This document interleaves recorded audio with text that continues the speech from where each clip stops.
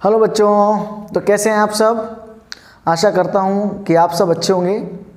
तो आज हम बच्चों स्टार्ट करेंगे work energy and power chapter class 9th का, जिसमें हम लेकर आए हैं लेक्चर नंबर 4। और आज बच्चों जो हमारा टॉपिक रहेगा वो रहेगा पोटेंशियल एनर्जी। क्या रहेगा बच्चों? Potential energy. आपको पता है कि हमने बहुत सारी एनर्जी के टाइप डिस्कस किए थे, जिसमें हमने kinetic energy, potential energy, mechanical energy, nuclear energy, solar energy, so many types of energy we have studied already. पिछले वीडियो हमने काइनेटिक एनर्जी को डिस्कस किया था, जिसमें हमने के का हाफ mv², क्या फॉर्मूला पढ़ा था हमने? Kinetic energy equal to half mv², ऐसा हमने फॉर्मूला पढ़ा था। काइनेटिक एनर्जी क्या होती है बच्चों? It is the energy possessed by a body due to virtue of its motion. आज हम पढ़ेंगे पोटेंशियल एनर्जी। तो कॉपी पेन निकाल कर तैयार हो जाइए। मैं गौरव सिंह आप सभी का फिर से स्वागत करता हूं हमारे और आपके इस प्यारे चैनल फिजिक्स एम्बेसडर पर। तो आओ बच्चों देखते हैं क्या पोटेंशियल एनर्जी। जैसा कि मैंने आपको उस वीडियो में, जो कि हमारा टाइप्स ऑफ एनर्जी वाला वीडियो था, लेक्चर नंबर 2, उस क्लास में मैंने आपको बच्चों बताया था कि पोटेंशियल एनर्जी क्या होती है बच्चों। इट इज़ द एनर्जी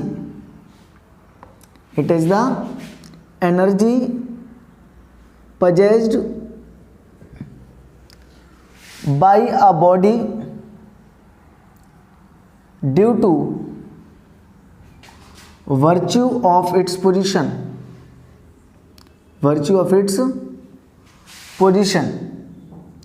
ठीक है। किसी भी बॉडी में एनर्जी स्टोर हो किस वजह से, या किसी भी एनर्जी के पास बॉडी पजेस करती हो, अपने पास एनर्जी रखती हो, किस वजह से? अपनी पोजीशन की वजह से, उसे हम कहते हैं पोटेंशियल एनर्जी। अब इस पोटेंशियल एनर्जी को हमने क्या किया बच्चों? दो टाइप में डिवाइड कर लिया। पहला ग्रेविटेशनल पोटेंशियल एनर्जी,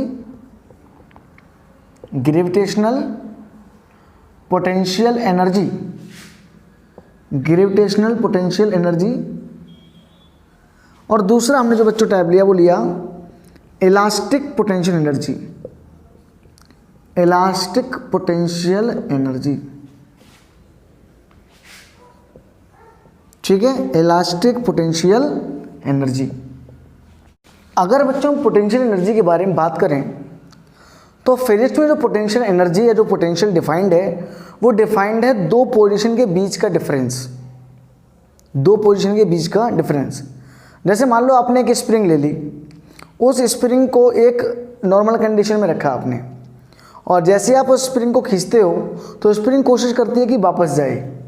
मतलब पहली कंडीशन, जिस कॉन्फ़िगरेशन में आपकी स्प्रिंग है उस टाइम मान लिया कि उसकी पोटेंशियल एनर्जी 0 है, और जब उसको खींचते हो तो उसकी एनर्जी में जो हम वर्क करते हैं खींचने में, वो वर्क कहाँ जाता है?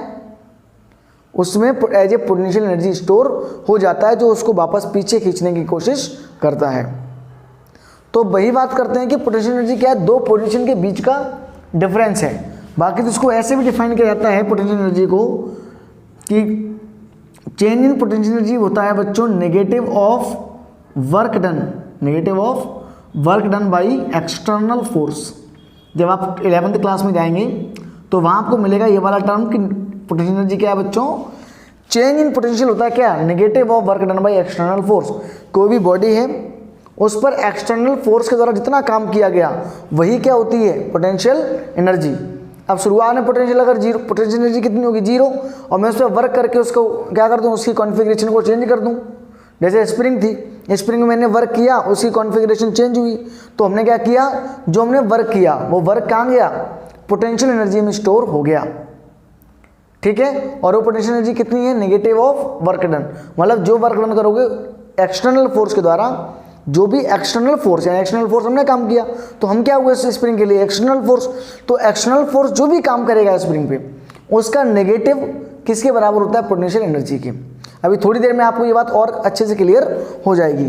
तो जैसे कि हम बात करते हैं ग्रेविटेशनल पोटेंशियल एनर्जी की, तो ग्रेविटेशनल पोटेंशियल एनर्जी क्या है बच्चों? कि जब हम किसी भी ऑब्जेक्ट को किसी हाइट पर लेके जाते हैं, तो उस हाइट पर ले जाने में जो हम काम करेंगे, क्योंकि जब हम किसी ऑब्जेक्ट को उठाकर किसी हाइट पर लेके जाएंगे तो हम ग्रेविटी के अगेंस्ट वर्क करेंगे, ग्रेविटी किधर खींचेगी? नीचे। और हम कहाँ लेके जा रहे हैं ऑब्जेक्ट को? ऊपर। मतलब हम फोर्स इनटू डिस्प्लेसमेंट ऊपर कर रहे हैं, जबकि ग्रेविटी नीचे वर्क कर रही है। तो हम फोर्स किधर लगा रहे हैं, in opposite direction of gravitational force. तो इसको हमने कैसे लिखा, the potential energy of an object by virtue of it's height above the ground level,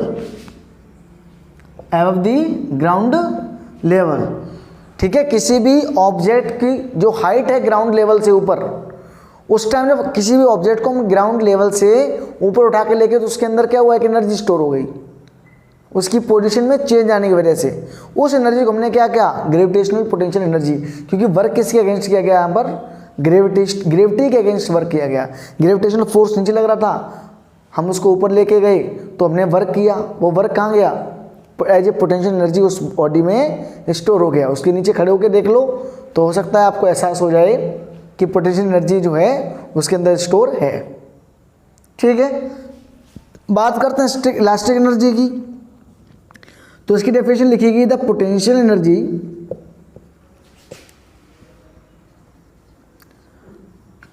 of an object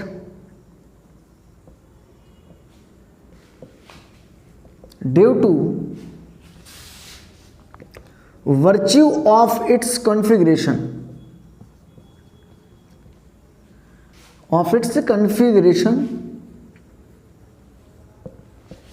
या फिर उसको बोल सकते हैं भाई शेप की वजह से। ठीक है, क्या मतलब वो समझो, ये तो आपको समझ में आ गया कि हाइट की वजह से हमने वर्क किया वो कहाँ गया। ये क्या, इलास्टिक पोटेंशियल एनर्जी। जैसे मैंने आपको भी स्प्रिंग का एग्जांपल दिया था, स्प्रिंग को क्या करो अपन खींचे तो इसकी शेप है क्या, स्प्रिंग अपनी एक कॉइल्ड फॉर्म में रहती है। अब उस कॉइल को आप जैसे ही खींचोगे तो आपने क्या किया, आपने उसकी कन्फिग्रेशन जो थी, उनका जो उसकी शेप थी, उसमें आप चेंज लेने की कोशिश करें। स्प्रिंग क्या करती है, उस चेंज को अपोज करती है, क्योंकि आप जो वर्क करते हो वो वर्क क्या करता है, एज स्टोर रहता है उसके अंदर एज ए पोटेंशियल एनर्जी। और जो इसकी कॉन्फ़िगरेशन है वो क्या चाहती है कि मैं अपनी वापस एनर्जी में आ जाऊं, क्योंकि हर बॉडी क्या चाहती है बच्चों कि मैं मिनिमम एनर्जी में रहूं। तो ये क्या करेगा, उसको वापस अपनी तरफ खींचेगा। तो वापस क्यों खींचती है, क्योंकि उसके अंदर जब खींचते हैं तो उसके अंदर एक पोटेंशियल एनर्जी स्टोर हो जाती है। जैसे हम छोड़ते हैं पोटेंशियल एनर्जी वापस फट उसको वहीं लेके जाती है और पूरी की पूरी पोटेंशियल एनर्जी काइनेटिक एनर्जी में चेंज हो जाती है। भाई भाग के जाएगी तो क्या होगा, मोशन होगा, और मोशन वाली बॉडी एनर्जी किस में चली जाती है, काइनेटिक एनर्जी में। अगर मैं ग्रेविटेशनल पोटेंशियल एनर्जी की बात करूं तो इसका एग्जांपल देखो, आप कोई भी बॉक्स उठा लो, बॉक्स को हाइट पे लेके जाओ, तो देखो उसमें जब बॉक्स को हाइट पे लेके जाएंगे तो उसके अंदर उसकी पोजीशन चेंज होगी और उसमें एनर्जी स्टोर हो जाएगी हमारी वर्क वाली। या आपने देखा होगा जो हमारे डैम्स होते हैं, ठीक है, जो बांध होते हैं हमारे रिवर्स के ऊपर, तो उन रिवर्स के अंदर क्या करते हैं, जो रिजर्वर्स होते हैं जहाँ पे पानी स्टोर कर लेते हैं डैम्स के ऊपर, उनमें अगर वो पानी जो भरा हुआ है ऊंचाई पर, वो पानी भी एज ए अपने अंदर पोटेंशियल एनर्जी स्टोर करके रखता है। उसको जैसे आप छोड़ोगे पानी तेज़ी से नीचे गिरता है, उससे हम इलेक्ट्रिकल एनर्जी बनाने में मदद करती है हमारी। हम क्या करते हो, पानी के नीचे टरबाइन से लगा देते हैं, वो टरबाइन को घुमाती है, टरबाइन हमारा जनरेटर से लगा होता है और हमें इलेक्ट्रिकल एनर्जी मिलती है। तो वो एनर्जी जो थी उसके अंदर रिजर्वर में जो वाटर में एनर्जी स्टोर हो गई थी एज ए पोटेंशियल एनर्जी, इतनी हाइट पे ले जाने के बाद वो एनर्जी कौन सी थी, पोटेंशियल एनर्जी, और उसको हमने किस में काम ले लिया, मैकेनिकल एनर्जी में। तो ये तो थी gravitational potential energy. Elastic potential energy की बात करें तो आप देखो, आपने देखा होगा बो एंड एरो, भाई तीर कमान होता है जो, उसमें क्या धनुष बाण जो होता है उसमें भी तो ऐसे करते हैं अपन।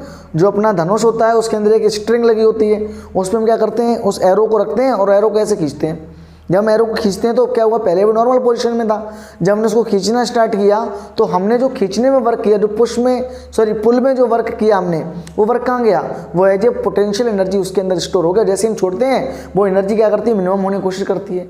पोटेंशियल एनर्जी अपने आप को कम करती है, वैसे ही वो पूरी एनर्जी किस में कन्वर्ट हो जाती है, काइनेटिक एनर्जी में, और वो एनर्जी ट्रांसफर हो जाती है एक फॉर्म से दूसरी फॉर्म में, और वो जो एरो है वो हमारा उसी डायरेक्शन में मूव कर जाता है। तो पूरी पोटेंशियल एनर्जी हमने कैसे बनाई, हमने उस पर वर्क किया। वो एनर्जी कैसे बनी उसके अंदर, as a elastic potential energy, क्योंकि इलास्टिसिटी क्या चाहती थी कि उसको वापस ले आए। इलास्टिसिटी क्या होती है, किसी भी बॉडी की वो प्रॉपर्टी जो वापस उसको उसी शेप में रखने की कोशिश करती है, उसकी ओरिजिनल पोजीशन में या जो कॉन्फ़िगरेशन होता है उसी में लाने की कोशिश करती है। तो जैसे हम उसको खींचते हैं, खींचते क्या होता है, उसकी इलास्टिक फोर्स क्या करती है, उसको वापस खींच के लानी चाहती है वहीं पे, और जो हमने वर्क किया वो as a potential energy store हो गया।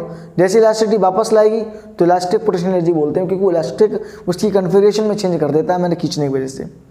स्प्रिंग में भी सेम काम होता है, स्प्रिंग में वही एनर्जी होती है, खींचते हैं तो एनर्जी स्टोर हो जाती है, वो पूरी पोटेंशियल एनर्जी।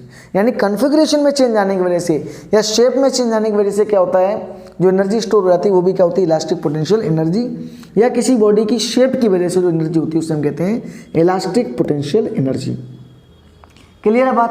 अब हम बात करते हैं potential energy, potential energy on a body which is lifted up to a height h। अगर किसी बॉडी को हम h हाइट पर लेके जाते हैं तो उसमें कितनी पोटेंशियल एनर्जी होगी, उसकी कैलकुलेशन।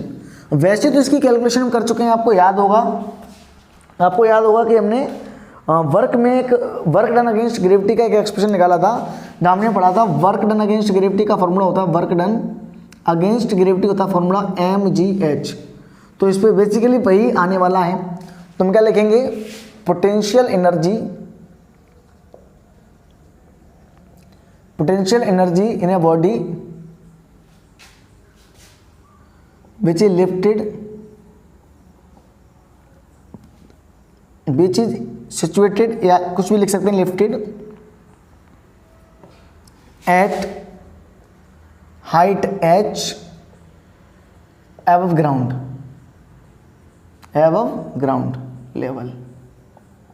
ठीक है, उसमें कितनी एनर्जी होगी, एबव ग्राउंड लेवल। ठीक है, तो जैसे मान लो let a body of mass m is lifted up to height h from ground level. Ground level से कितना ऊपर लेके गए, हाइट h तक। देन वर्क डन, अब वर्क डन कितना करेंगे, W इक्वल टू हो जाएगा बच्चों जानते हैं फोर्स इनटू डिस्प्लेसमेंट। क्या होता है, फोर्स इनटू डिस्प्लेसमेंट। अब आपको पता है वर्क का फॉर्मूला ये है, फोर्स कितना लगा। अब देखो ध्यान से, बॉडी जब हम ऊपर लेके जा रहे थे तो उस पर एक फोर्स लग रहा था नीचे, mg, जो कि नेचुरल फोर्स है, वो नीचे लग रहा था उस बॉडी पे, लेकिन हम उसको ऊपर लेके जा रहे हैं तो हमारा फोर्स किधर है, mg के अपोजिट, mg के अपोजिट। तो हमें भी उतना ही फोर्स लगाना पड़ेगा जितना नीचे लग रहा था, उतना फोर्स में किधर लगाना पड़ेगा, ऊपर, उसे थोड़ा सा ज़्यादा। अगर जितना फोर्स नीचे है उससे थोड़ा ज़्यादा ऊपर की तरफ लगाएं तो बॉडी ऊपर की तरफ जाएगी, तभी तो जाएगी। उतना ही फोर्स लगाएंगे तो नहीं आएगी।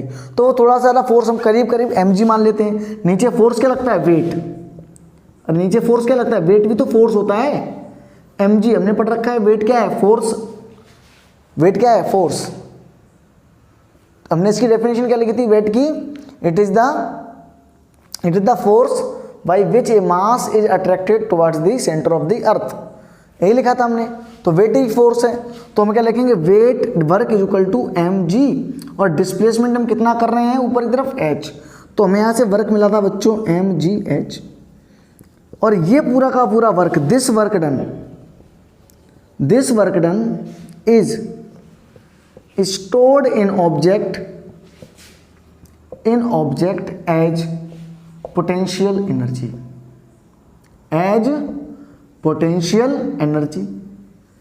तो हम यहां से लिख देंगे Pe की वैल्यू क्या आ जाएगी बच्चों, mgh। अब देखो यहां पर क्या माना गया है कि ग्राउंड लेवल पे जो एनर्जी है वो कितनी है, 0। तो 0 और mgh में कितना डिफरेंस है, mgh का, तो यही पोटेंशियल एनर्जी है। अच्छा, वो बात जो मैंने आपको बताई थी कि ये जो एक्सटर्नल वर्क डन करते हैं उसका नेगेटिव होता है, अब देख लो फोर्स लग रहा था नीचे, हमने फोर्स कहाँ लगाया, ऊपर। मतलब हमने जो mg लगाया वो ऊपर की डायरेक्शन में लगाया है, तो वो इसका कैसा है, नेगेटिव है। और वो नेगेटिव कितना होगा, -mgh। तो हमने वर्क क्या लिखते हैं, पूरी energy negative of work done. Negative of work done मतलब यहाँ जो mgh माइनस का आता, mgh जो माइनस का आता, -mg की वजह से, उसमें एक माइनस का मल्टीप्लाई करो, भाई क्या आंसर आता, W equal to negative of mgh, क्योंकि हम इसके अपोजिट जा रहे हैं। है कि नहीं है। और हमें यू की वैल्यू क्या पता है, del equal negative of work done. तो जहाँ जहाँ डब्ल्यू लिखा है वहाँ क्या लिखूंगा मैं, एक तो ये नेगेटिव एक ही negative, minus M G H, ये कट जाएगा तो डेल यू इक्वल टू क्या जाएगा एम जी एच। यू से डिनोट करते हैं पोटेंशियल एनर्जी को कार्य में। तो भी आप केवल छोटी क्लास में है तो आप केवल आराम से इससे काम चला सकते हैं, ठीक है। यू क्या लिखा हमने, P equal to M G H, real में क्या होता है, del U equal to negative of work done. Clear है बात। तो ये होगी हमारी potential, gravitational potential energy. I hope you understand, ठीक है। बहुत कठिन नहीं है, आपको पता है ये हमारा वही एक्सप्रेशन है जो वर्क का एक्सप्रेशन था। तो हमने क्या सीखा बच्चों, पोटेंशियल एनर्जी कितनी होती है, किसी भी ऑब्जेक्ट को ऊपर उठा के ले जाते हैं, एम जी एच, ठीक है। दूसरा, कभी अब क्या होगा, अगर मान लो जब ये ऑब्जेक्ट ऊपर से नीचे आएगा तो इसकी वेलोसिटी चेंज होगी। भाई ऊपर मान लो यहाँ रुका हुआ है, नीचे गिरेगा अगर ये नीचे तो इसकी वेलोसिटी चेंज होगी। वो वेलोसिटी कितनी होगी, जो भी होता मान लो वेलोसिटी v होगी, तो पूरी की पूरी जो पोटेंशियल एनर्जी है वो किस में कन्वर्ट होना स्टार्ट हो जाएगी, जो एनर्जी थी वो कहाँ कन्वर्ट हो रही है, स्पीड बढ़ाने में। तो अब जो पोटेंशियल एनर्जी है वो किस में कन्वर्ट हो रही है, काइनेटिक एनर्जी में, ठीक है। तो जब ये बिल्कुल ग्राउंड लेवल पे आ जाएगी तो पूरी की पूरी पोटेंशियल एनर्जी किस में कन्वर्ट हो जाएगी, काइनेटिक एनर्जी में। क्लियर है बात। तो ऐसे हमारा होता है transformation of energy, potential energy से काइनेटिक एनर्जी में, ठीक है। आओ एक दो क्वेश्चन कर लेते हैं इसके ऊपर हम। तो बच्चों हमारे पास सवाल है कि एक ऑब्जेक्ट है जिसका मास है 40 kg, यानी an object of mass 40 kg is raised to a height 5 metre above the ground. What is its potential energy if the object is allowed to fall, find its kinetic energy when it is half way down. आसान सा सवाल है, बस हमें वही use करना है concept कि मास जो ऑब्जेक्ट का है बच्चों वो है 40 kg, ठीक है। और ये कितनी हाइट पे बच्चों, इसको हम 5 मीटर ऊंचाई पे रखा हुआ है। अब कहता है कि इसकी पहले पोटेंशियल एनर्जी पूछ रखी है, तो आपका पोटेंशियल एनर्जी का फॉर्मूला क्या होता है बच्चों, एम जी एच। एम कितना है बच्चों 40, मास कितना है बच्चों 5, मास है 40 और हाइट कितनी है 5 और जी की वैल्यू कितनी है बच्चों, मैंने देखो एम लिख दिया एच लिख दिया, क्या रहेगा जी की वैल्यू ले लेते हैं 10। तो 45 जा 200, यानी ये होगा हमारा 2000 जूल, 2000 जूल इतना आ गया हमारा। इतनी एनर्जी सेव होगी, इसके अंदर इतनी पोटेंशियल एनर्जी होगी। अब पूछता है जब ये ऊपर से ऑब्जेक्ट छोड़ दिया जाता है तो आधे रास्ते, मान लो यहाँ पर ये ऑब्जेक्ट था, ये 5 मीटर की हाइट है, तो आधे रास्ते में जब आ जाता है मानिए h/2 पे आ जाता है ये, तो यहाँ पर जब ये दौड़ेगा गिरेगा तो दौड़ेगा तो यहाँ पर इसकी काइनेटिक एनर्जी कितनी होगी, ठीक है। सिंपल सी बात है। तो हमें क्या करना है, देखो ये पोटेंशियल एनर्जी यहाँ आते हुए कैसी होगी, चेंज होती जाएगी, किसमें, काइनेटिक एनर्जी में। तो हम एक बात जानते हैं, हमें निकालनी है काइनेटिक एनर्जी। और आप बताओ काइनेटिक एनर्जी का फॉर्मूला क्या होता है, हाफ एम वी स्क्वायर। तो इस पॉइंट पे हमें किस तरीके से क्या पता चला इसकी कि जब ये यहाँ पर पहुँचेगा तो इसकी वेलोसिटी कितनी होगी। तो आप देखो जब छोड़ेंगे तो यू तो कितना होगा 0, भाई जब कोई चीज़ ऊपर छोड़ते हैं तो उस पर यू कितना होता है 0, ये पहले हम डिस्कस कर चुके हैं। अच्छा इसके द्वारा कितनी डिस्टेंस चली गई, ये डिस्टेंस होगी कितनी हमारी h/2, ये डिस्टेंस कितनी होगी h/2। तो हमारे पास u है, h है और g की वैल्यू हमें पता है 10, तो हम v निकाल सकते हैं। तो हम लिखेंगे y by third equation of motion, क्या आती है third equation of motion, v square equal to U square plus 2gh। v square equal to u की वैल्यू तो 0 है प्लस 2g की वैल्यू कितनी है बच्चों 10 और h की वैल्यू h/2, और h की वैल्यू कितनी है h/2 यानी पूरी थी 5, तो ये जाएगा 5/2। तो मैं यहाँ पर जहाँ h लिखा है वहाँ के दूंगा 5/2, ये 2 से 2 कैंसिल बच्चों, v स्क्वायर की वैल्यू आई 50 मीटर पर सेकेंड, v स्क्वायर की वैल्यू आ गई। अच्छा अब v स्क्वायर की वैल्यू 50 उठा के कहाँ रख सकता हूँ, मैं यहाँ रखता हूँ। तो हाफ इंटू m, और v स्क्वायर की वैल्यू कितनी है बच्चों, m कितना था 40 और v स्क्वायर की वैल्यू कितनी है 50, v स्क्वायर की वैल्यू 50 है, ठीक है। तो मैंने रख दिया 50, डिवाइड करेंगे तो जाएगा 20 टाइम्स, तो हो जाएगा 1000 जूल। जब आधे रास्ते में हो तो कितनी एनर्जी होगी इसकी 1000 जूल। कठिन सवाल नहीं था बिल्कुल। हमने क्या किया, पहले पी निकाला mgh लगाकर, फिर हमसे पूछा आधे रास्ते में कितनी काइनेटिक एनर्जी होगी। तो इस पॉइंट पे हम पहले वेलोसिटी निकालेंगे। वेलोसिटी निकालने का क्या फॉर्मूला है, v square equal to U square plus 2gh, क्योंकि हमारे पास u है, g है, h है, v है, u है, g है और h है। तो ये थर्ड इक्वेशन हमने वी की वैल्यू, वी स्क्वायर की वैल्यू निकाल ली, ये वी स्क्वायर की वैल्यू उठाकर यहाँ चिपका दी और हमारा आंसर सा आ गया। ठीक है, तो ये था हमारा एक आसान सा सवाल। एक और सवाल करते हैं इसके अंदर हम, इसको आप नोट कर लें। आज का जो वीडियो टॉपिक्स हैं वो बहुत ही आसान है। ठीक है, तो एक सवाल है हमारे पास दूसरा, a stone of mass 4 kg drop from a height h। मास इस बार बच्चों कितना है 4 kg, इसको ड्रॉप किया गया h, हाइट जो है इसकी दे रखी है from a height of 5 metre. फिर से हाइट कितनी है बच्चों 5 मीटर। कैलकुलेट, अब इसमें देखो मैं कैलकुलेट करने के लिए बहुत सारी चीज़ रखी। पहले पार्ट में जो हमको कैलकुलेट करना है, पूछ रहा है the initial potential energy of the stone. शुरुआत में जब ये इस साइड पे था तो इनिशियल पोटेंशियल एनर्जी कितनी थी, तो हम जानते हैं पीई इक्वल टू होता है बच्चों mgh। तो मास हमारा 4, g की वैल्यू 10 लेंगे, h हो जाएगा 5, तो 4 5 20 यानी 200 जूल। ठीक है, सेकंड पॉइंट में पूछा उसने हमसे बच्चों कि the kinetic energy just before touches the ground. अब देखो ध्यान से देखो, जब ये जस्ट टचेज द ग्राउंड हो गया, यानी ये हमारा जो ऑब्जेक्ट है 5 मीटर ऊपर, यहाँ पोटेंशियल एनर्जी कितनी है 200 जूल। अब यहाँ से भी यहाँ पहुँचेगा तो यहाँ पोटेंशियल एनर्जी कितनी हो जाएगी 0, क्योंकि हाइट कितनी हो गई 0 भाई, mgh में h की वैल्यू 0, h की वैल्यू 0 तो पूरा टर्म कितना हो जाएगा 0, तो यहाँ पोटेंशियल एनर्जी कितनी हो जाएगी 0। इस पॉइंट में ये पूरी की पूरी पोटेंशियल एनर्जी कहाँ गई, काइनेटिक एनर्जी में चेंज हो जाएगी। तो एट लोएस्ट पॉइंट या हम कह सकते हैं at point just before touching the ground, जैसे टच करने वाली होगी टचिंग द ग्राउंड, इसकी एनर्जी कितनी होगी, लगभग कितनी होगी, बराबर is equal to touching before the ground its potential energy, ऐसे लिख देते हैं, its potential energy will change into kinetic energy, kinetic energy में चेंज हो जाएगी।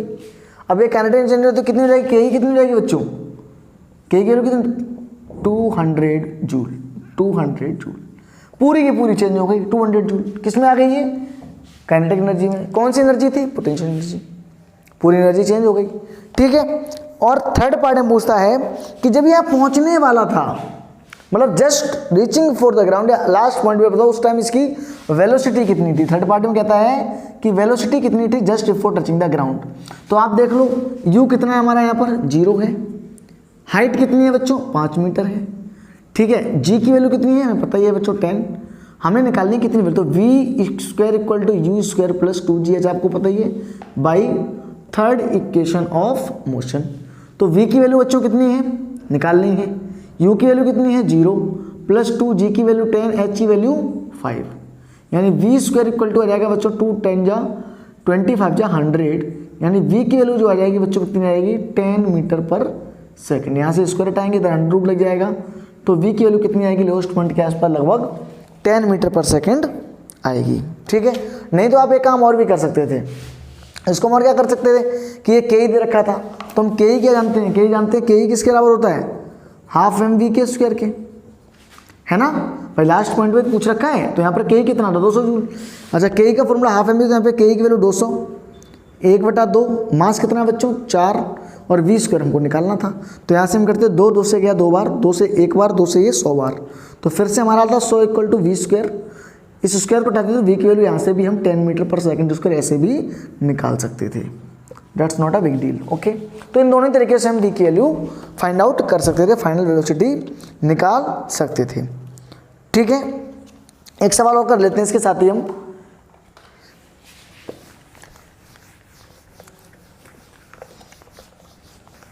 एक और क्वेश्चन करते हैं कि मान लो एक सवाल में दे रखा है कि stone of mass 5 kg, a stone of mass 5 kg is thrown upward with a velocity of 10 metre पर सेकेंड। एक स्टोन है जिसका मास कितना है बच्चों 5 kg, जिसको ऊपर फेंका गया 10 मीटर पर सेकेंड से, यानी u जो था बच्चों वो कितना था 10 मीटर पर सेकेंड। ठीक है, अब आपको कैलकुलेट करना, पहले पार्ट में calculate the potential energy when it reaches to the highest point, यानी मैक्सिमम हाइट पर। तो सीधी सी पहले हमें ये निकालना पड़ेगा कि मैक्सिमम हाइट कितना जाएगा। तो उसके लिए हम जानते हैं by third equation of motion, third equation of motion. क्या जानते हैं बच्चों? v square equal to U square plus 2gh। ठीक है, तो v की वैल्यू कितनी है हमें पता नहीं। v कितनी है? 0। आपको पता हाईएस्ट पॉइंट है, v की वैल्यू कितनी रहती है? 0। और u की वैल्यू 10 का स्क्वायर प्लस 2, g की वैल्यू लेंगे हम बच्चों 10, वो भी किसका?